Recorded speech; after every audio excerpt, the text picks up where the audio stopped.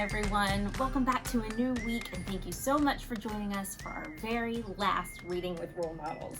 My name is Hollis. This is my daughter, Etta. We're with the Hullabaloo Book Company, and today we are reading with Tony Award-winning actress Stephanie J. Block. She has been in so many Broadway shows, and last year she won the Tony for Best Actress in a Musical, playing Cher in the CHER Show. We are thrilled that she has decided to spend some time with us, and we cannot wait to hear her rendition of this fantastic book called Everyone's Awake. So without further ado, we want you to take it away, Stephanie. Hi, I'm Stephanie J. Block. I'm excited to read you a story. Believe it or not, telling stories is what I do for a living. I'm an actress, mostly on the stage in New York on Broadway.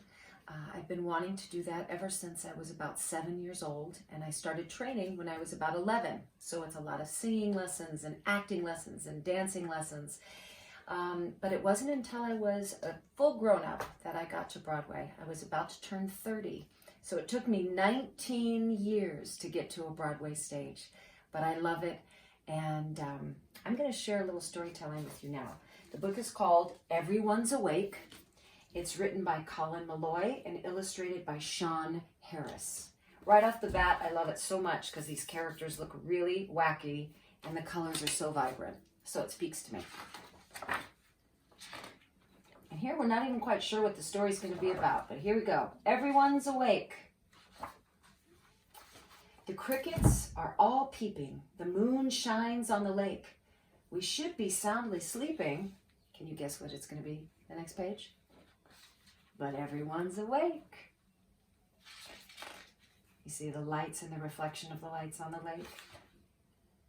Dad has done the dishes. Mom has locked the doors. I was snuggled up in bed listening for the snores of all my fellow housemates till it occurred to me that all my fellow housemates were as wakeful as could be. This little guy likes to read too. Look, he fell asleep with the book on his lap. Grandma's at her needlework. Dad is baking bread. My brother's making laundry lists of every book he's read. You've got a lot of readers in that family. Sister's flossing braces and reciting Baudelaire while she's locked inside the bathroom, tying plaits into her hair. Do you know who Baudelaire is? He is a French poet back in the 1800s. We all got tucked in early. A full tomorrow waits. But here it's almost midnight and everyone's awake. The cat is running circles while the mice are playing cards. There's some unholy racket being made out in the yard. Looks like there's a ghost ship coming out. Maybe he's dreaming? You think he's dreaming? The dog's into the eggnog. Mom's tap dancing to Prince, while Dad is on the laptop buying 10-yard bolts of chintz.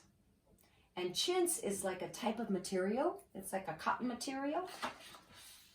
My brother's now reciting every line from Condor Man, while my sister is trapezing from the kitchen ceiling fan.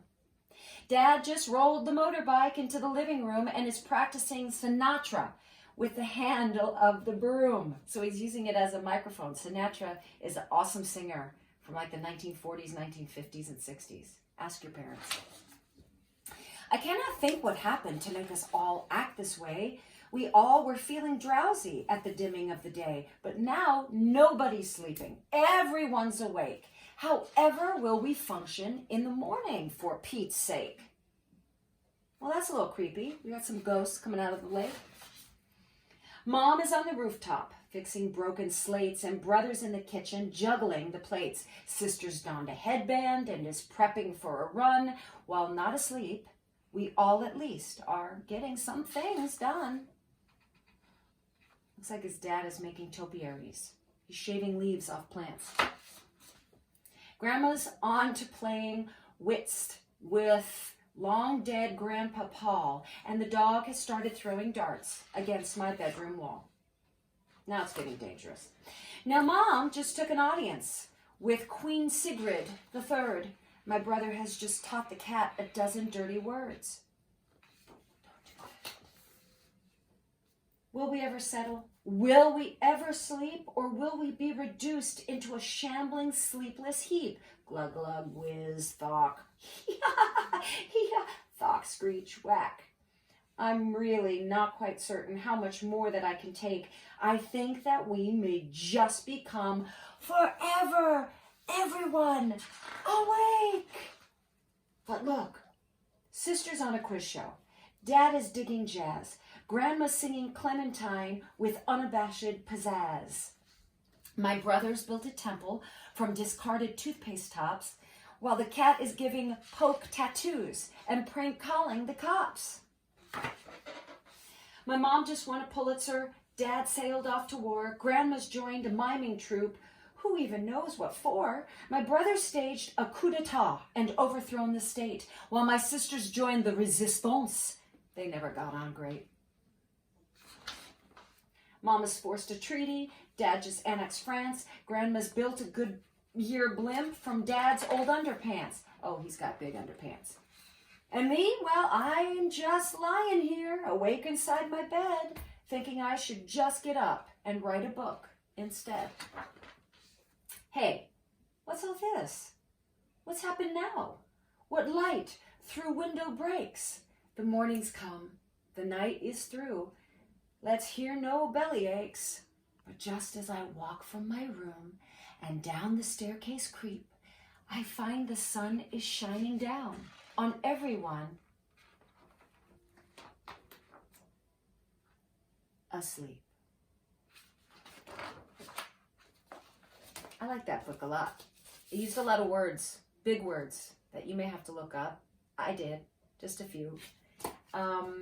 But it also reminded me of what I do for a living. There was miming, there is tap dancing, there is singing, all of which I get to do when I go to work. I wish I was at work now. Right now, theater's been a little quiet, and I can't be next to a lot of my actor friends. So if you're feeling the same way, if you're not able to be next to a lot of your friends, you know what I want to teach you right now? There's just a couple things that you can do from distances, from safe distances. So there's a little bit of sign language. This is friends. Obviously, this is hi.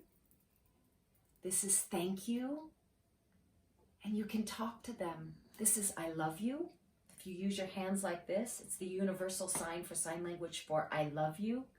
So maybe you can look some sign language up online. Maybe you can find out how to say I miss you, or hopefully we can play soon. And just by using your hands in certain ways, you're able to talk to your friends that maybe you can't be this close to.